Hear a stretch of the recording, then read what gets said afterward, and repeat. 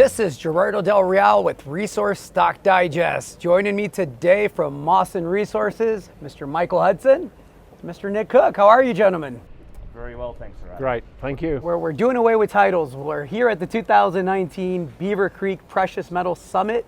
I must say the tone this year is very different from the tone last year. Some thoughts initially so far, Mike. I know you just got here. We've got a market. I love it. Mr. Cook. Yeah, it's great. There's a lot of interest.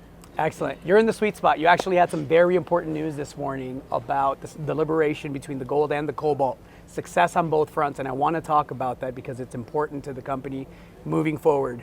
Before we look forward, however, I want to talk a little bit about the past.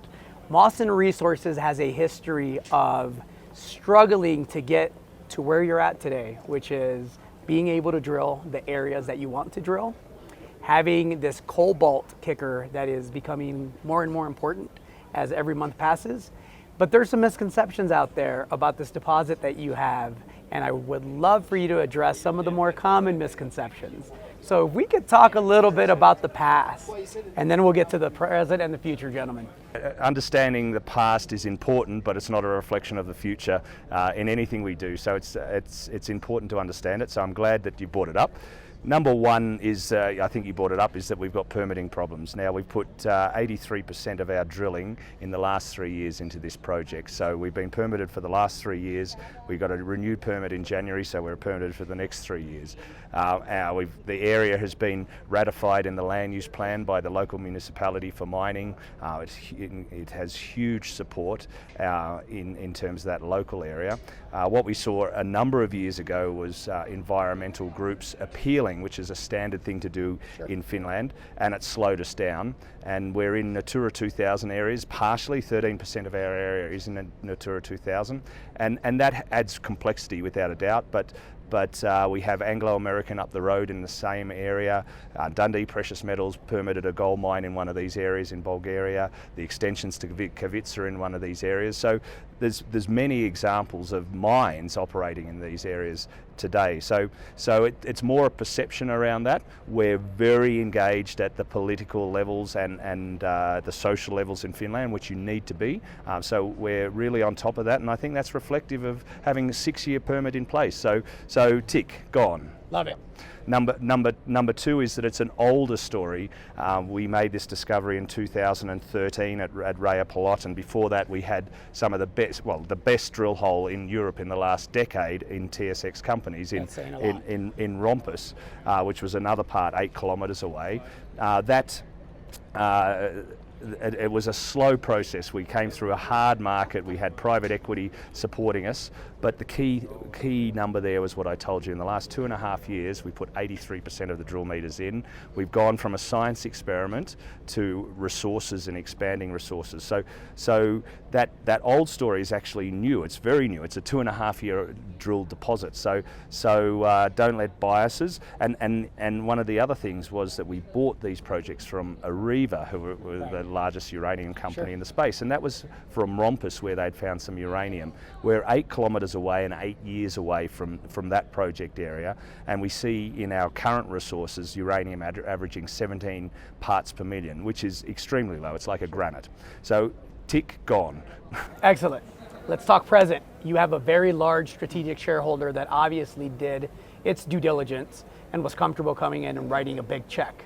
I have to believe that large strategic partner is very, very satisfied with this morning's news regarding the gold and the cobalt. Mr. Cook, and we speak about the importance of the cobalt because this is an emerging news story. This is not an old story. This is not something that I believe the market has digested yet, just how important a kicker this is. And I'm calling it a kicker, but it really is more significant than that. Yeah, absolutely. There's always questions with cobalt, especially when it's associated with other minerals, as to whether it will come out of the rock. Right. And the key about this cobalt is it's relatively coarse-grained in these systems. So, say almost the same size as the gold, 50, 60 microns, that sort of size. And when you crush the rock, in what are called liberation studies, it's broken out, and it's broken out cleanly. And the other thing about cobaltite, which is the mineral that contains most of the cobalt, is that it's quite dense. So in this gravity program that we describe in the press release, it comes out in the dense fraction. So the gold and the cobalt come out, a lot of it comes out in the dense fraction. Mike, you might want to comment a bit more. Well, it's low cost, and it's environmentally friendly. We're just dealing with gravity and water here, and importantly, it behaves like the gold, and that's a fantastic thing. So we're not dealing with refractory gold, which is what Kittila, Agnico's operation up the road, is. So it comes down to cost.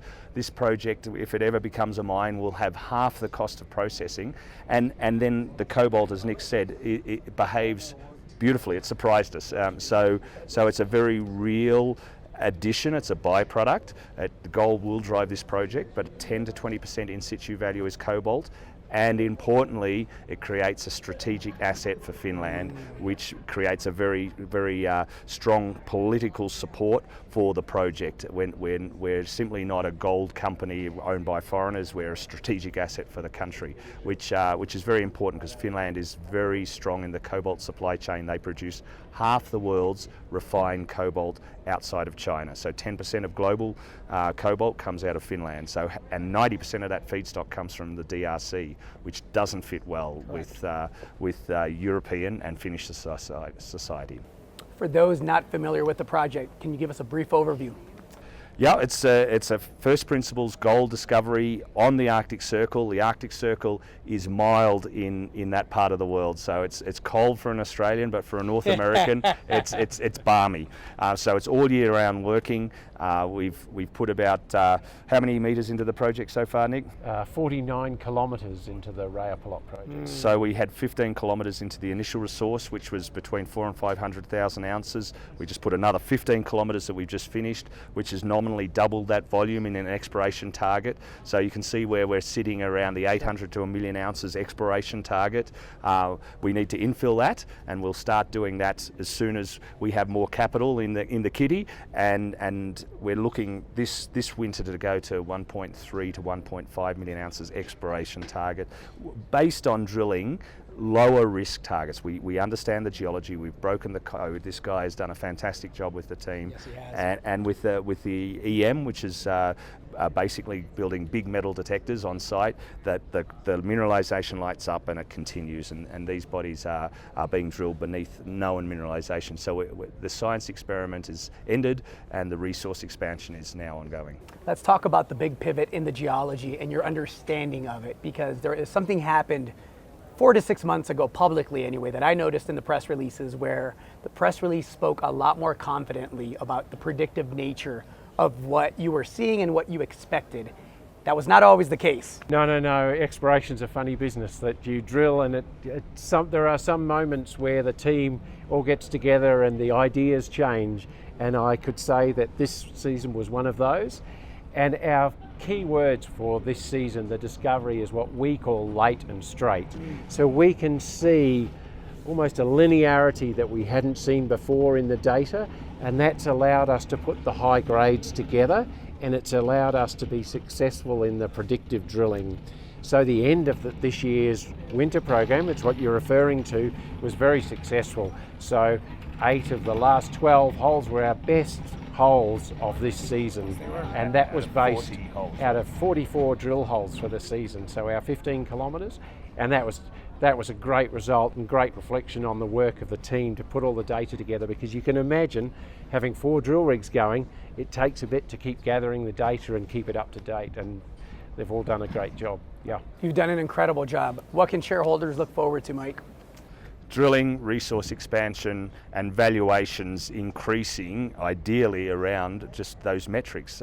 It's a relatively simple story. You know, we're 25 million market cap today. We can see it going to 1.5 to 2 to 3 million ounces, and your listeners can do those sort of numbers on those peers of what kind of valuations they're getting. We've got a project that's locally supported very strongly. We've got the metallurgy working for us. We've got high grades. We've got the similar grades at an underground level that Kittila up the road has, plus that cobalt kicker of 10 to 20%. So far, so good. Excellent. Nick, Mike, thank you so much. Appreciate it. Thank you.